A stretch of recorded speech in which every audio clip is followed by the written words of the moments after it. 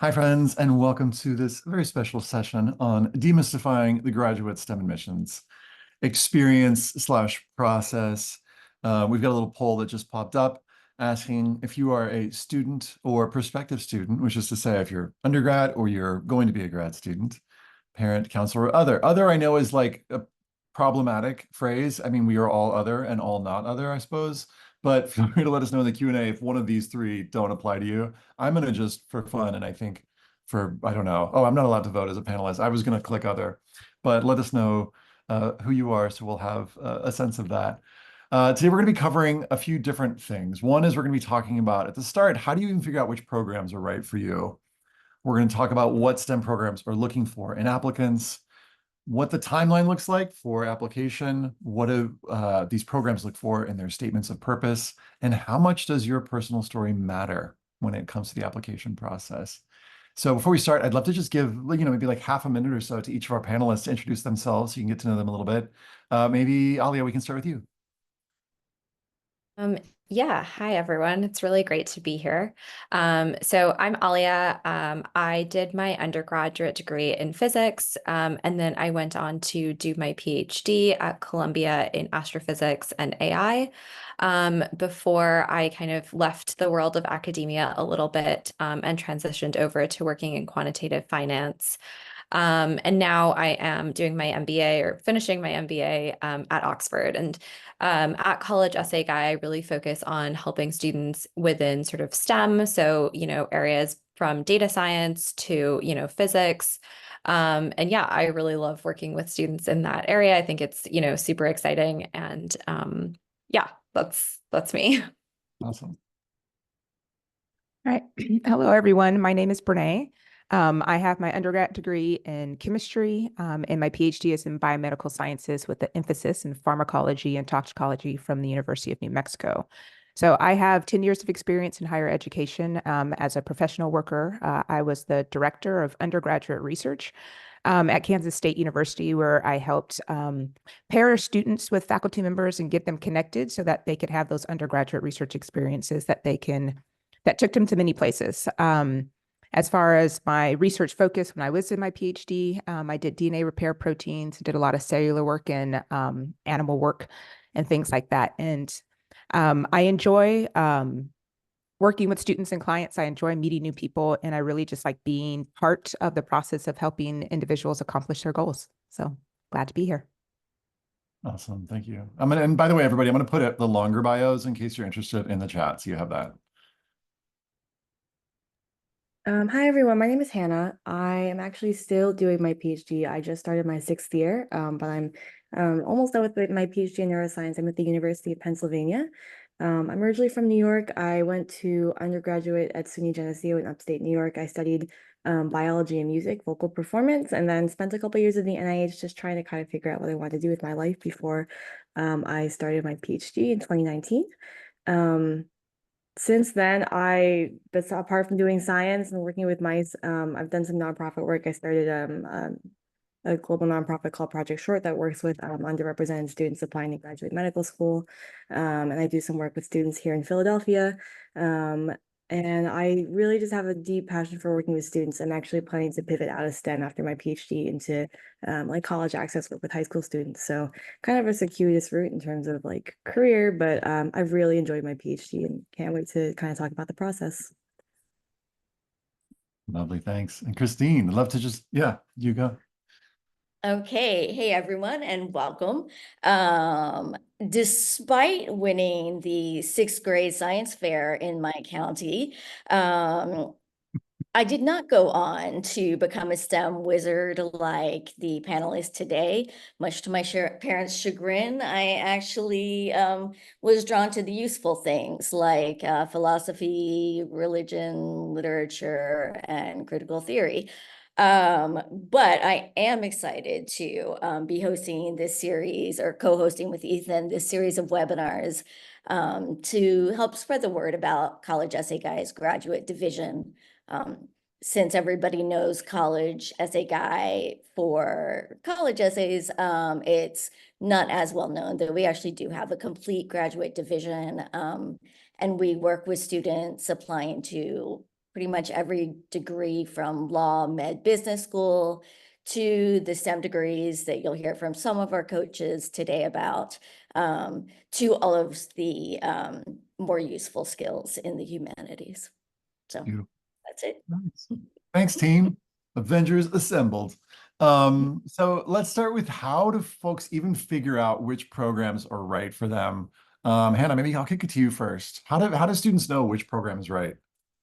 Yeah, I think the one thing that really surprised me applying to grad school was how little like a school name mattered, like for career, for research, and it ultimately really can kind of fit over prestige.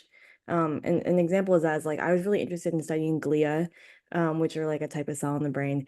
And there were certain schools that were really good at it, but there were other schools, right, like Harvard, that just didn't have tons of labs that study what I was interested in. And so I needed to find programs that had at least 3 to 5 labs, because most biomedical programs include rotations. I needed 3 to 5 labs that I would be interested in rotating in. So a lot of it was just kind of like going through program faculty and figuring out like, all right, where are there like faculty that I'm really excited about working with, and then kind of narrowing it down to like anywhere from 8 to 10 schools. There were other things that were important to me also, like I really wanted teaching experience, etc. But the primary thing was finding like labs that could be a good fit for me. Love that. Renee, what are some good questions that students can ask as they're doing their research? Yeah, I'd say some of the main questions to think about are, what do you want to do? As Hannah mentioned, she was very specific in what she was focused on. So looking for schools that align with what you want to do, what your interests are, where your passions are. Another question then is, who do you want to work with? Sometimes it's really good to, even if you don't know all the people, to just go through the institutions, look at the faculty members, see what research they're doing, and see if that aligns with your interests. And so in addition to that, kind of, what do these labs look like? Where are they located? So the next question would be, where do you want to go? As Hannah mentioned, there's the name, there's this prestige, there's also location to think about. There's also what thinking about where the alumni of those students go to. So there's all these different levels that you can kind of get to when you're thinking about where do you want to go. There's the name, there's the location, there's kind of how do they help their students become successful in their programs. And then the last thing to think about is, what support will you receive? So what do stipends? So STEM programs typically will pay you to be part of their program. Most of the PhD programs are supported. So what does that stipend look like? If there aren't support from that financial component, what does financial assistance look like? And just what are the other opportunities that might be available to you? Awesome. Thanks. Ollie, I'd love for you to chime in here and give a sense of, like, for an applicant who's just starting out in this process, like, where do they even learn about some of these things? Is it online research? Do they contact the schools directly? Like, what's a good way to think about this? Yeah, I mean, I think a lot of schools will have a lot of information on their website that will tell you a lot about kind of the program, things like, do they have a rotational program, or do you have to go in and kind of pick your advisor right away? So kind of, I think it'll give you sort of a good overall sense of the program. I would also say, talk to students who are currently in the program. Sometimes you can even reach out to professors. But I think that kind of gives you a good sense of what the program actually looks like, and, things like that. And then I would also say, at some point kind of looking at rankings as well, which might tell you, a particular school is going to be good for astrophysics versus physics. But it kind of just gives you maybe a little bit more specificity in terms of kind of narrowing down your sort of like search radius from, 100 schools to maybe 10 schools that are really good at a particular topic that you're interested in. I love that you brought up rankings, because I think folks wonder about these, and I think it's important to put them in their proper place. When it comes to STEM programs, grad STEM programs, anybody who wants to answer it, what is the place for rankings? Is rankings a good place to start, or is it like you would caution students from starting with rankings? Anybody who feels like answering. So I I would think actually say, oh, sorry. I Um, That was my bad. I should have taken it from the other way. Sorry. I was gonna say, I think it's a great place to start, because I think it kind of gives you like a good sense of maybe like what schools have, a certain reputation for a certain topic. But then, of course, there could be a really amazing professor at a lower ranked school. But I think, if you have like no sense of where you want to go, it kind of maybe just gives you a sense of like 20 or 30 schools that you can start to look at. Yeah, I was going to say it's a good place for students who are applying without a good sense of what they want to study in grad school. But I think like for something like neuroscience, I mean, that's such a broad-based term, right? Is that computational? Is it systems neuroscience? Is it cellular molecular, right? And so a school saying that they're highly ranking neuroscience tells me almost nothing about the quality of a specific subfield. So I feel like if you know what you want to study, actually for me, a really helpful place to get a sense of the big players in a specific field was Twitter at the time. Because science Twitter is such an active community, you kind of get a sense of like who's publishing, who's taking students, like kind of things like that. So it can be helpful, but I would never count out a school because it's not well ranked. Yeah, great advice. I love that. I love that. I'm gonna keep it with you, Hannah, for just a minute. When it comes to like what are STEM programs looking for, what are some things that they're looking for? I mean, the biggest thing is just going to be independent research experience. The way someone explained it to me is like someone reading your application is asking the question like, can this person start and finish a PhD program? Like, am I convinced that based on the way that they understand science and the experiences they've had, that they'll finish this degree and be successful in formulating and defending a thesis? I feel like I've worked with a lot of different students, and some people are just really looking to be like more like at a tech level, just be an extra pair of hands versus people who are kind of able to talk about a scientific project on like an intellectual level. So like starting from the hypothesis to what I did, to why it matters, to what implications this has for the future. So I would really, really emphasize independence as a researcher and applying when you feel like you have experience that you can talk about as an independent researcher. I also think depth is, at least in the biomedical sciences, depth tends to be preferred over breadth. So being in one lab for multiple years, it gives you more opportunities to publish. It probably gives you stronger rec letters. And it's not necessarily counted against you if you were in one lab for a long time. I was in 7 labs before I went to grad school, so it can work out if that just doesn't happen to be your experience. But generally, you're able to be more productive the longer you're involved in a specific project. I love that. Yeah. Alia, anything you'd add to that?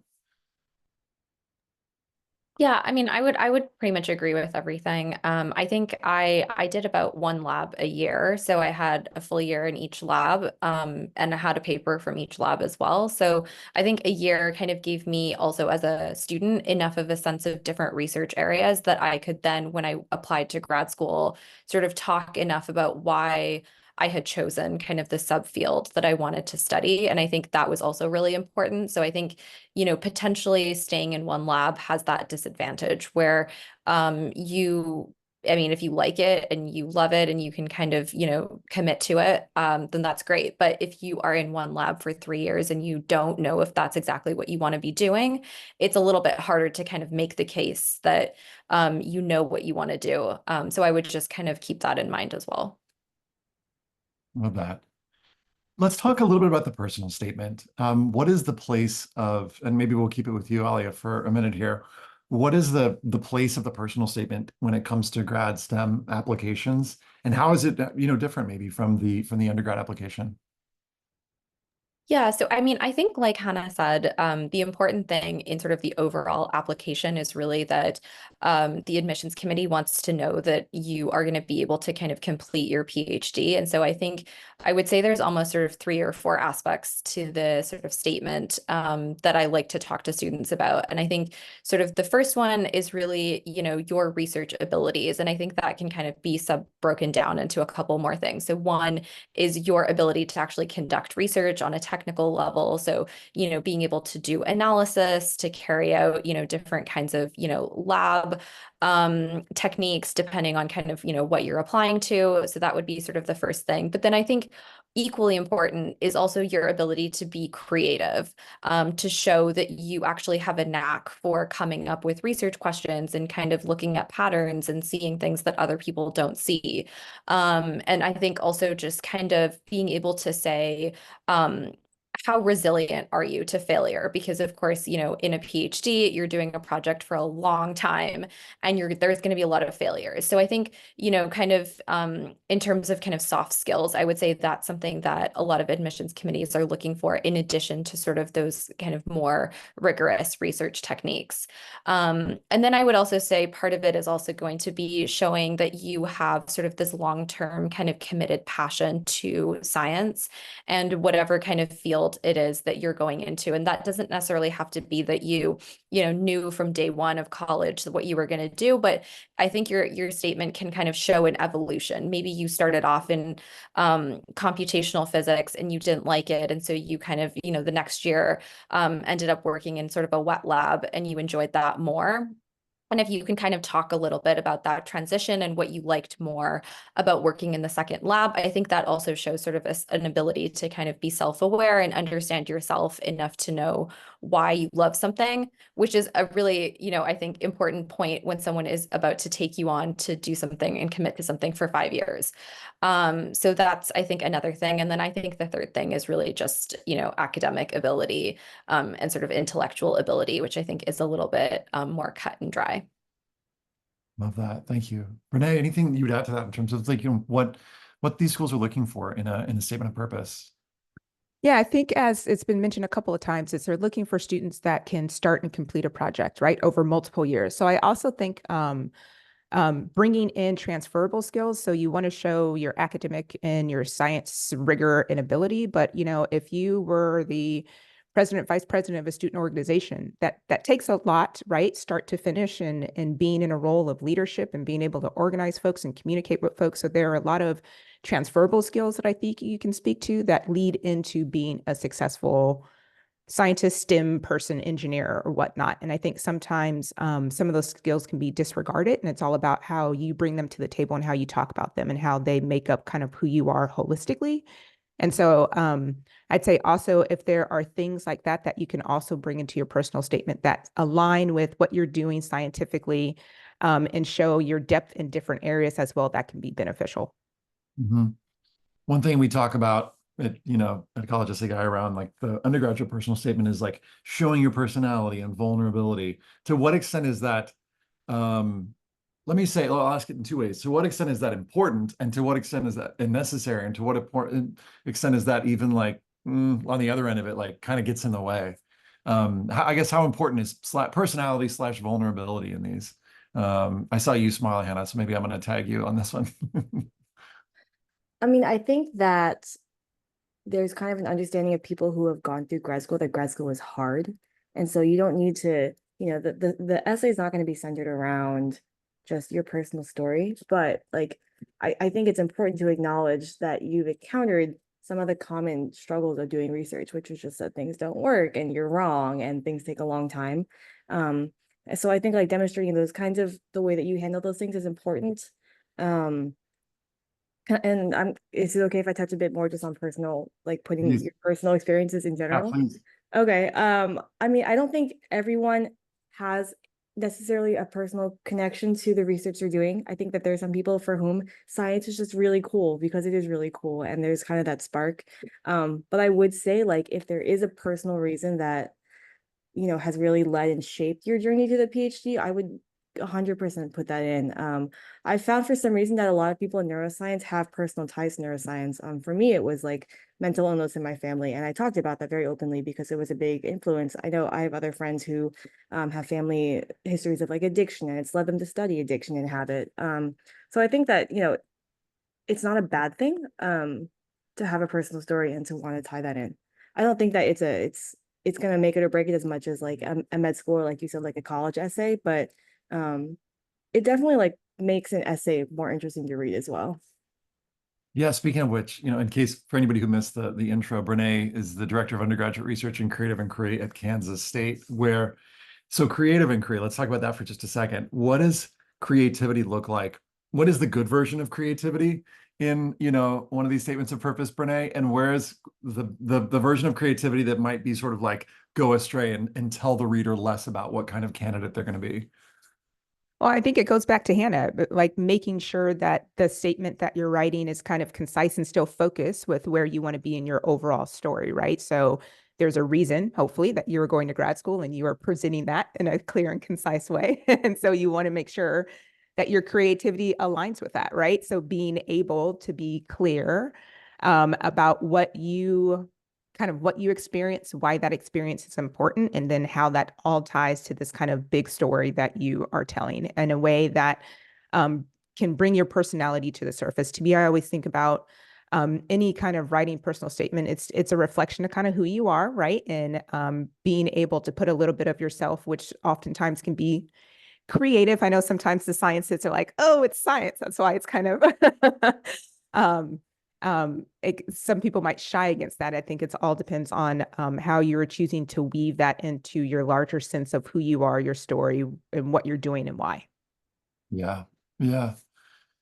I'm reflecting on just in terms of this notion of like the statement of purpose is an interesting phrase as it relates to, we don't always call it that when it's like the undergraduate admission, because it's not always necessarily about purpose. Sometimes it can be about lots of other things. But one of the things that I've noticed is that, you know, and what I'm hearing y'all say is that there is some sense of like, yeah, what is your purpose in exploring higher level, in this case, science? Like, and the more dialed in it seems like, in some cases, I think the easier it can be to like find those like little details.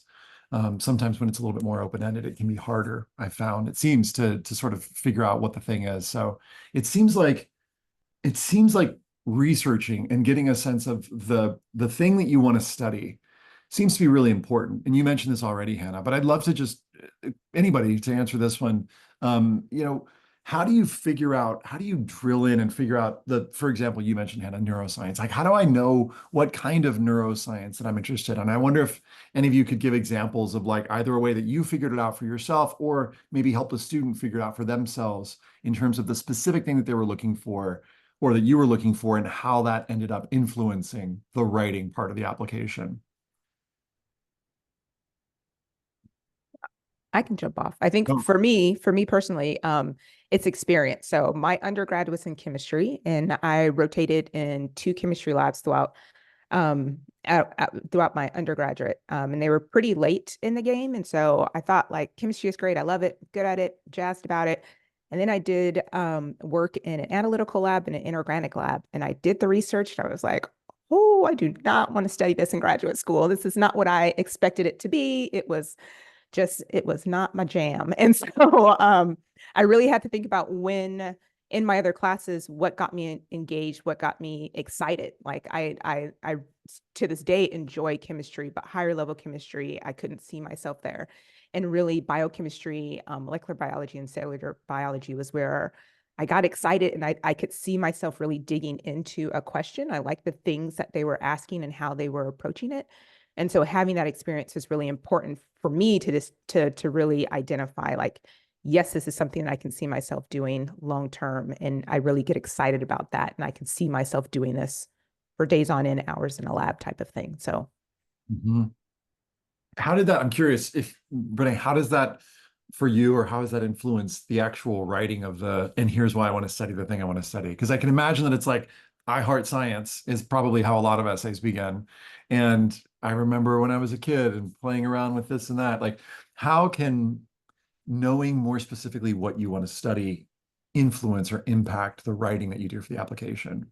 and I think I brought that to light of these are the experiences that I did in my undergraduate. I could speak to them. And then I think it was a long time ago, but I think I wrote something to the effect of, you know, while these experiences allowed me to generate these foundational skills and increase my knowledge in these areas, I found out that I really was interested in X, Y, and Z, and I'd like to study this. And, you know, these are the faculty members within your institution that really align with this, right? So it's okay, I think, to be open about, I had this experience and maybe it didn't in the way that I wanted to, but because of that, this is why I might be pivoting somewhere else, right? And that shows that you have done that experience, you've reflected on it, and you're building on it, and this is why, right? It's still being able to tell that arc of your story about where you're going and why. Right. I'd love to get really even more targeted question. Alia, for students who are considering an MS program, and then some are probably considering a PhD program, what's the difference? Is there a difference between the statement of purpose for an MS versus a PhD program? Yeah, I mean, I think in terms of the program itself, usually an MS program is a little bit more course-based. And so I think the emphasis on your ability to kind of independently do research is going to be a little bit more de-emphasized for the MS statement of purpose versus a PhD. And so I would say that for the MS program, you still want to be able to kind of demonstrate this interest in a particular area of science, but it doesn't necessarily have to be, as specific as for a PhD where you might be studying, a very specific kind of subfield. And then I think also in terms of kind of being able to show how your interest has evolved and sort of how maybe your ability to do research has evolved over time, that might not be as important as in the PhD statement of purpose. For the master's statement of purpose, I think you can focus a little bit more on things like, maybe you conducted independent projects within your courses. And that might be enough. And maybe you only had one kind of additional research experience in a lab versus in a PhD, you kind of want to have a more, I think, breadth of experiences. Mm-hmm. And back to you, Brene, for a minute. Why do programs even care about writing ability? Yeah, that's a great question. I think sometimes there's misunderstanding sometimes in the sciences of like scientists don't write. It turns out we do a lot of writing. It may look different and it feels different. There is scientific writing, which is its own thing. But in the end, you want to be able to communicate what you're doing to others in a lot of various ways, right? So you want to be able to communicate what you're doing to the individuals within your field. And so you might be writing and publishing. And publishing a scientific paper is in and of itself its own thing that you will learn to do. But there's also, to me, I think about writing, but like communication as a whole. Science STEM, if you've been looking at the news, sometimes people might say that there's a communication problem in the sciences and in the STEM field, right? Of being able to really talk about what you're doing to the masses, to kind of the average person, right? And so I think it's very important when you're in a STEM field to not just be able to focus on your academic writing, but also being able to write to a broader general audience.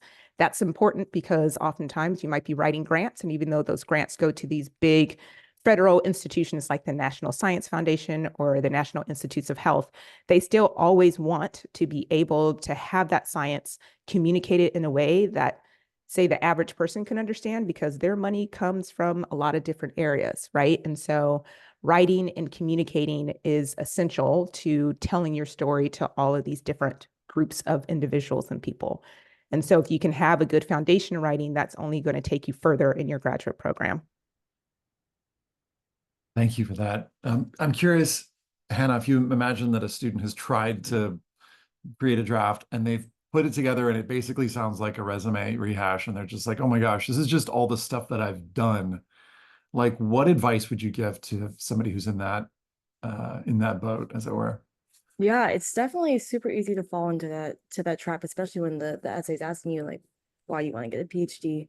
I think it's important to kind of take a step back and remember like there was a point at which you didn't know how to do research or what research was, and somewhere between that starting point and your decision to get a PhD, these research experiences that you've had have been formative in your desire to go to graduate school. And so kind of taking a step back and asking yourself like, how did each of these experiences I've had, either the science itself or the mentorship I received, how did these contribute to my decision to go to grad school, and how did each experience kind of give you both hard skills, right, like techniques or reading scientific literature, but also soft skills that you gain from each experience, and then kind of trying to incorporate a blend of both. I think I touched on this already briefly, but it's not going to be as personal as other essays, but there still needs to be kind of a loose sense of like story and growth over the years of kind of figuring out that you want to get a PhD, because it's a big decision, and I don't think anyone who decides to do it does it lightly. And so whether or not you're aware of it, there is some kind of sense of like internal reflection happening over the course of these experiences. Ali, as folks are listening, thanks, Hannah. What's something that you wish you had known, or that you wish folks listening would know before they started writing their, personal statements or statements of purpose? I think one of the things is that I really felt like I had to kind of have sort of my research area very figured out before I started, applying to grad school. And I think one of the things that I kind of realized kind of along the way was that that wasn't really as true. And I think because of that, that sort of influenced where I applied, in the sense that I looked at different schools and I found, one professor that I was super interested in their work, and those were the schools that I applied to. And I think, for Columbia, at least, I ended up working with a completely different professor. And so what I would say is that, you kind of should have a sense of what you're interested in. And at the same time, I think also look at sort of the program and the schools with a little bit more of like a sort of a wide lens, where maybe there isn't just one professor that you're interested in working with. Maybe there's 3 or 4. You should also kind of be happy with sort of the amount of teaching, and I think the amount of coursework that you're going to have to do, because those things are also important as well. And so I think just kind of almost realizing that you don't have to have all the answers before you apply, because even if you do, things might end up changing. We mentioned the trap. Thanks. We mentioned the trap. Hannah mentioned the trap of like the sort of just resume rehash for the personal statement. Are there any other traps or common things or things that turn into cliches that y'all have seen over the years that we might want to flag for students before they go into this process? I'll jump in. Having read thousands of these things, whatever program you're applying to, I would say like the cringy opening hooks are the ever since I was a kid stories. And sadly enough, you see it more with master's degrees, but I even see them in PhD. Sort of people feel like they have to give a hook. So it's ever since I was a kid, I liked exploring how baking soda and baking powder affected my mom's brownies, or I loved the game of operation and I knew I was destined, or, for engineers, it's Legos. For mathematicians, for some weird reason, they don't really have a game as much. Like, it's not like they mention Monopoly, but they do say like, I love pure mathematics, or mathematics is beautiful, or, something like when I found the Euclidean blah, blah, blah. And you just want to sort of avoid ever since I was a kid, or even going back to high school. You do, like everyone has said, want to create a story arc, but it doesn't mean going cliche. Thanks for that. Does anybody else have any? I'm curious if anybody else has any. If it's okay, if not, has any other that they've got in the back of their mind? It's not a cliche, but I feel like I've read a number of essays where the entire thing is about research, and then they forget to explain why they want to go to the school or the program, or why the program is a good fit for them. And it's kind of tricky, right? Because most of the essays should be on your research experiences, but there always has to be, a reason why this school should accept you, and it should be as specific as possible. And which is why I always tell people, like, you don't just say a school is strong in a specific field, like name the people you want to work with so they know that you've done your research. So that's definitely a bit of less common, but also a pitfall to watch out for. Thanks for that. Let's zoom back to talk about other elements of the application. Let's talk about the CV, the curriculum vitae. Alia, what advice would you give for students as they're thinking about how to put, in some cases, years of their lives into like just a few pages? Yeah, I mean, I think I've had a couple of students who have CVs that are like 4 or 5 pages long. And I think it's important to remember that the admissions committee is probably not going to look through 5 pages of your CV that details, every club that you've been a part of since you started college. So I think it's important to kind of try to pare that down to what are the most kind of, I would say, important experiences that you've had, that I think, showcase, your leadership, or again, kind of your continued sort of interest in science, publications, I think conferences that you might have presented at, even if those are conferences that have taken place sort of within the school setting. So I think that's kind of the other thing I see, is that if you don't have a 5-page CV, then I have students who have like half a page CV and often kind of come to me saying, okay, well, I haven't really done anything. And I'll, ask them whether they've presented their work at like a conference that, maybe put on by their college or their school, and they'll say yes. And so I think, those are things that, again, kind of show the admissions committee that you can communicate and you have practice doing that, and that you have practice kind of presenting your research. And so I would say, making sure that your CV kind of highlights those aspects that kind of add to your application and also add to the skills that you want to showcase. Lovely. Yeah. Brene, what would you add to that? I'm just curious if there's anything else. Oh, no, I think most of it's been covered. Again, I think just highlighting the things that are most that can really show your either experience, depth, and skill set that are going to be aligning with where you want to apply. Lovely. Then I'll keep it with you for another question, which is how important is lab experience? Very important. It really, as we've kind of talked about, right? Master's versus PhD. So at the master's level, they may be looking for students that have a little bit of experience, but you're going to be taking classes and a lot of those skills are kind of going to be taught to you. But when you get to that PhD level, they are looking for, depth of knowledge and experience within a particular research area, and the ability for you to not just have had that experience, but again, to be able to communicate that experience in multiple ways, right? So whether that's in your statement of purpose, whether that's kind of in your interviews or talking with folks. So you want to be able to show the experience, if you had that research experience, kind of your depth of that experience to that. And another thing to note too, depending on your program, sometimes that statement of purpose and kind of how their application is set up, that statement of purpose might be used, one, to admit you into your particular program, but also remember that for graduate work, there are teaching assistants and graduate research assistantships. And sometimes they are looking to from your statement of purpose, pulling out skills of like, oh, right, this individual has this research experience. So we might be looking for a graduate research assistantship. And that's what you're going to be doing. That's how you're going to, in essence, be getting paid. Sometimes there's teaching experience. My program actually was very focused on research. And so there weren't a lot of teaching assistantships in our program. It was very kind of focused on research. So just know that sometimes that statement of purpose is used in multiple ways as well, in addition to kind of acceptance into a particular program. So you might be wanting to bring forth various skills within that statement of purpose that kind of lean into those different areas. Love that. Thanks for that. I appreciate that.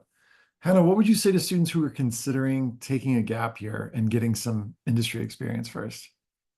Yeah, I think everyone should take a gap year. I love my gap years. They're becoming increasingly more common. There are, at least in my class, there are several people who came straight out of undergrad, but the majority of people will take a gap year. In terms of doing it like in industry versus like, for example, I did a post-baccalaureate fellowship at the NIH. Other people will stay in the labs they were in undergrad as a tech.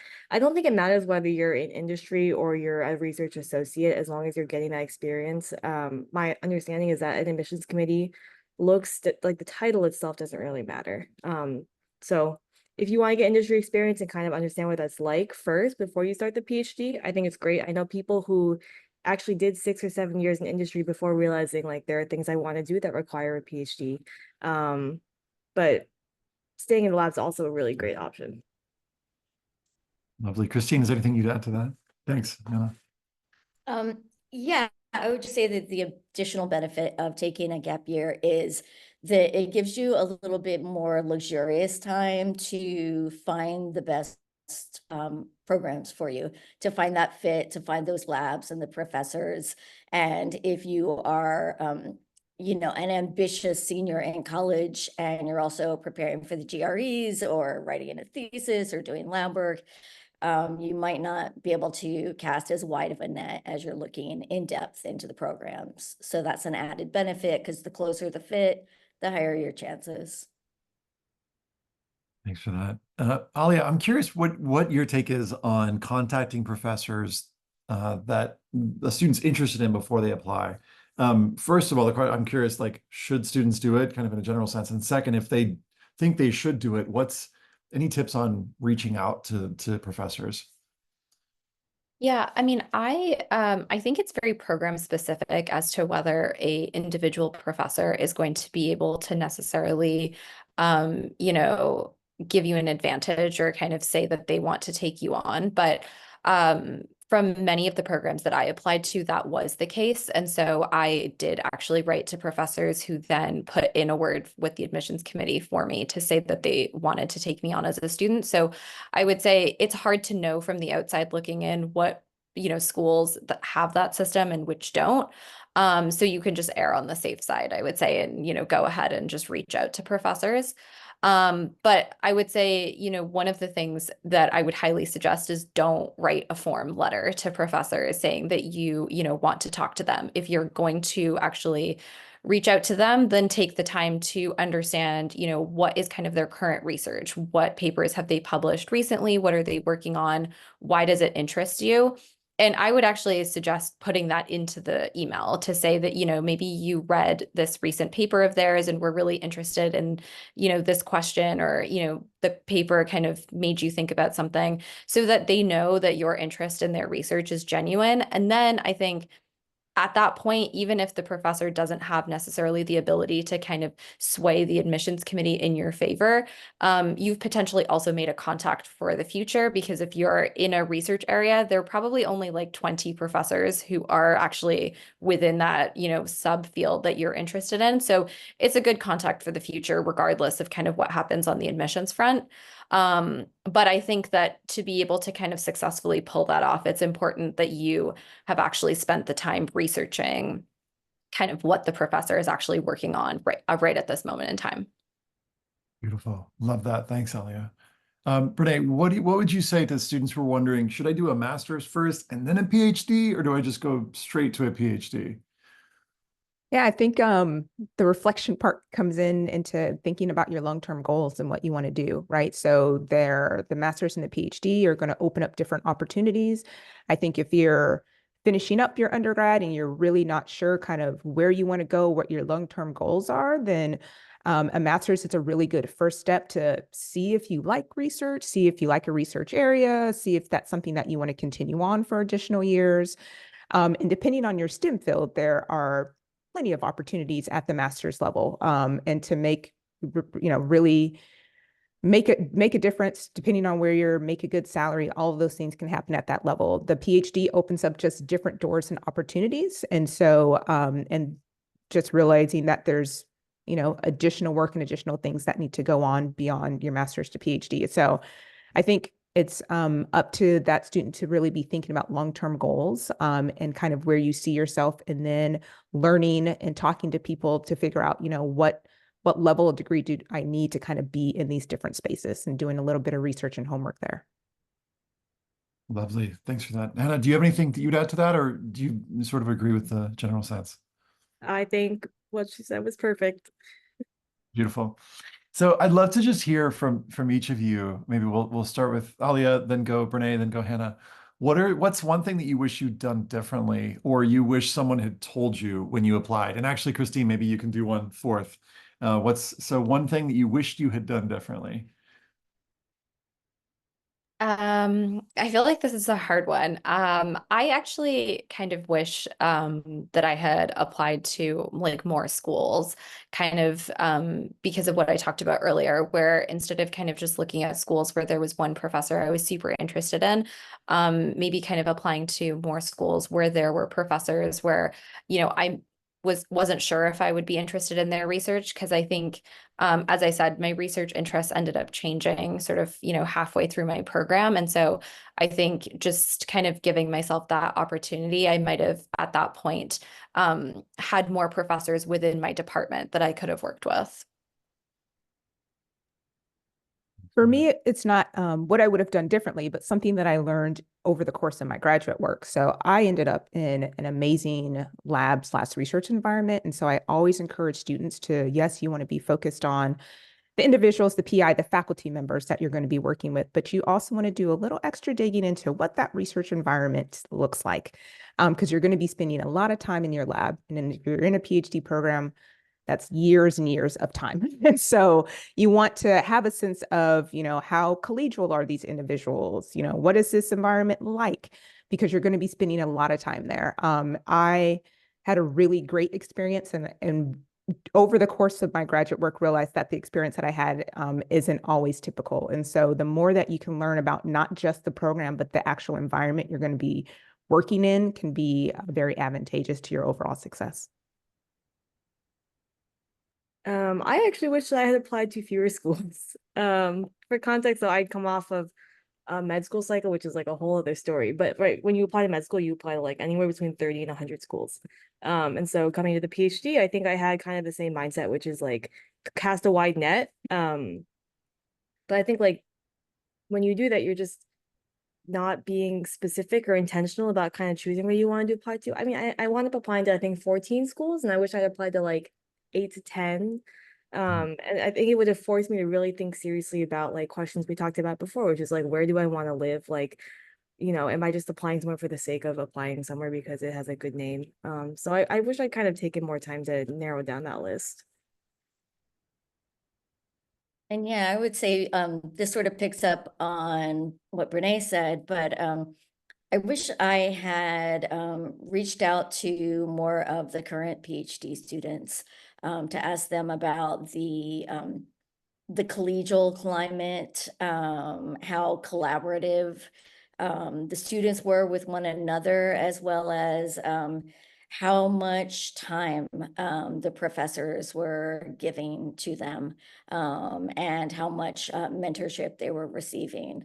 And with a lot of program sites now, they will, they want to place their PhDs, so they have their pictures and their profiles and their research interests and their contact information up. And I wish I had been more bold and courageous in taking that step to reach out.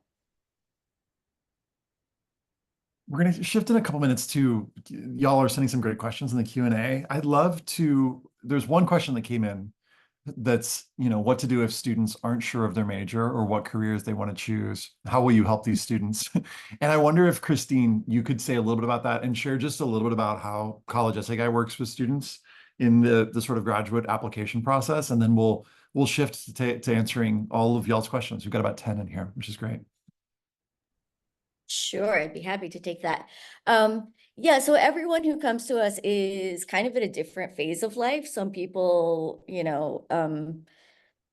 have completed a master's degree and want that PhD, and others, a lot of them are still undergrads and don't exactly know what direction they want to pursue. They know something in a graduate degree is in their cards, but they're not really sure.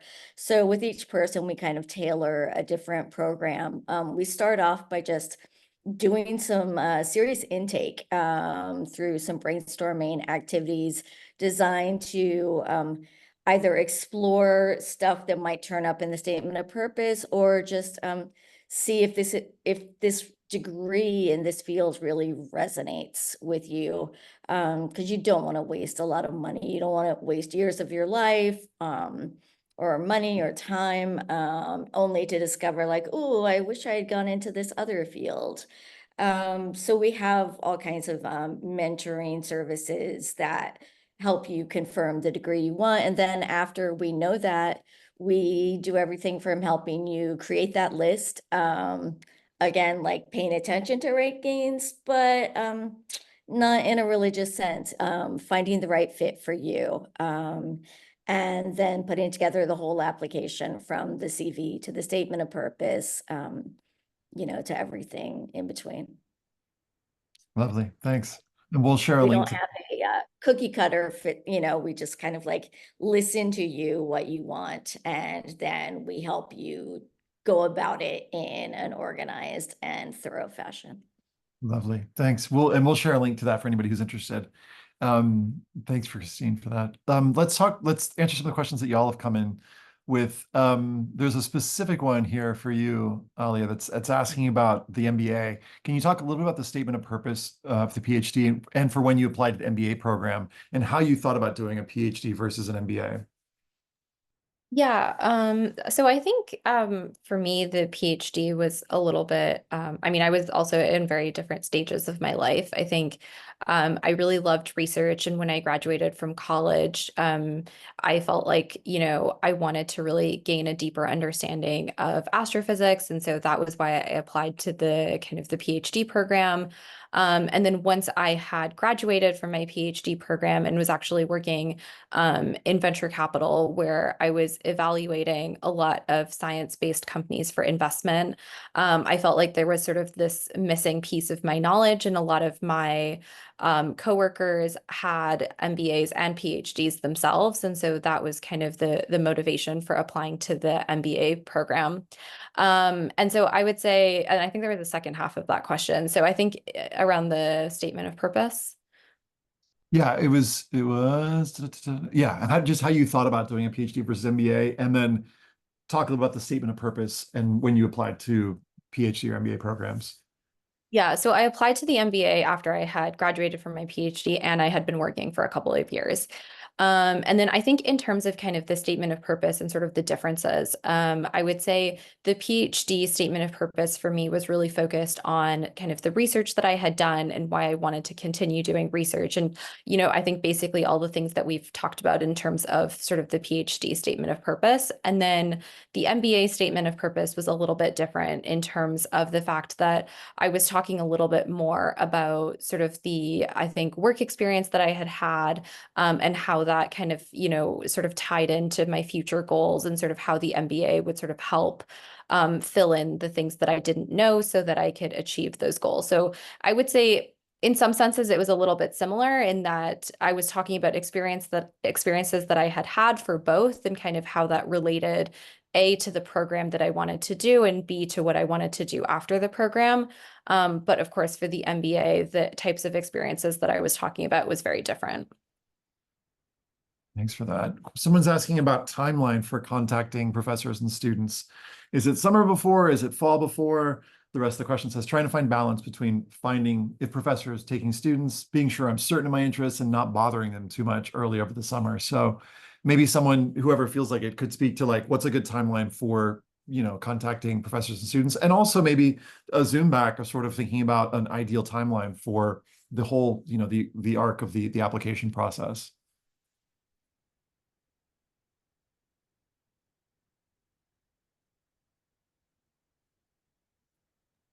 I mean, I'm personally team you don't need to contact professors, but if you were to, I would probably do it closer to when apps are due. So like maybe in the fall, early fall. I think in the summer it's probably too soon. They're likely not going to remember you.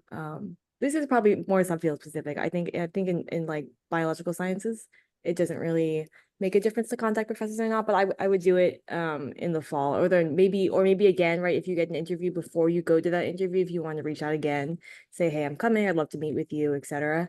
I know for our program, at least, if there are professor students want to meet with that they're not able to schedule them, they'll have them reach out and be like, hey, can we hop on a Zoom call, or can we touch base at this social event, etc. In terms of the broader PhD app timeline, there's also another question about that. For us, at least, like neuroscience and similar fields, apps open in the summer, but they're typically due like in late fall. I think for us, the deadline is October 31st. And then people don't get interviews. I think I got my interview like mid to late December. So there's still like a good bit of time until everything is due. And then there was the question also asked about the GRE, and I basically said the vast majority of programs are trying to get rid of it. They called it Grexit, trying to get rid of the GRE and STEM PhD programs because there's just so much overwhelming evidence that it doesn't correlate with success. But you just have to check with the individual program. Thanks for that. Someone's saying we found this is maybe for us, Christine. We found all the CEG undergrad focused webinars and resources to be enormously helpful. Will you offer additional grad school application webinars, and are there other resources available? I wonder.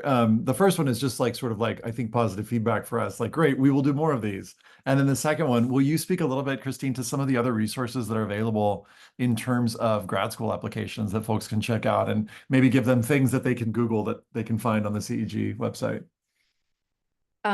Absolutely. We have a number of grad school statements of purpose up on the website for law school, business school, PhDs. And then when you work with us, we also give you timelines for your specific program, questions to prepare for interviews. We do mock interviews. We give you an outline for a sample statement of purpose, or not a sample, for your statement of purpose, but we don't offer any templates because then people would start to sound formulaic and you want yours to sound different. And what was the other part of that question? I think it was just like other resources that we have, but I have an answer to that one too. Oh, and then future webinars.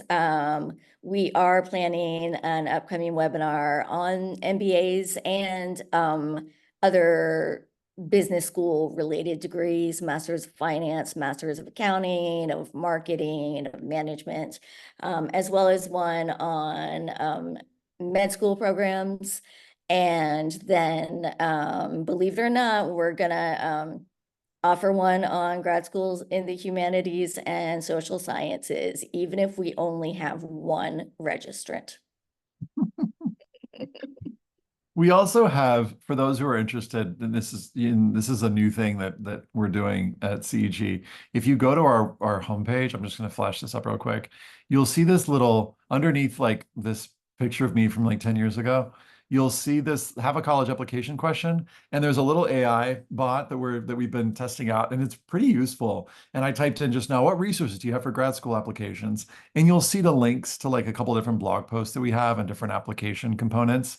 So I encourage you to use that too. One of the challenges we've had in finding resources at CEG is that there's not like really a good and reliable way to like scour our blog, because we've got, hundreds of blog posts until now. So we found that these resources that kind of partner with, ChatGPT have been pretty useful and pretty effective. And as we've tested it out over the last few weeks, it's been pretty good. So besides Googling it, which is honestly how I find most of our resources, I'll type in like grad school statements of purpose, college essay guy, and that's usually how I get to stuff, which is like a pretty good way to do it. I know that's like a terrible answer, just Google it. But a lot of the stuff now is showing up, and there's like stuff that I wouldn't have thought to recommend if you just use the AI chatbot. So yeah, even we are in some cases referring to AI. We haven't talked about that at all. But let's just talk about that briefly here as we're almost ready to close. I'd love to have anybody speak to like the use of, is there any appropriate use of, these large language models like ChatGPT when thinking about the writing process, or should students just avoid it altogether? Curious, anybody who's got thoughts on that? My thought is to defer to our resident AI expert, Alia. So I am actually anti-AI on this statement of purpose. Partially because I think that a lot of times the kind of output from like ChatGPT, for example, sounds a little bit formulaic. And I think it sort of scrubs the personality from the writing.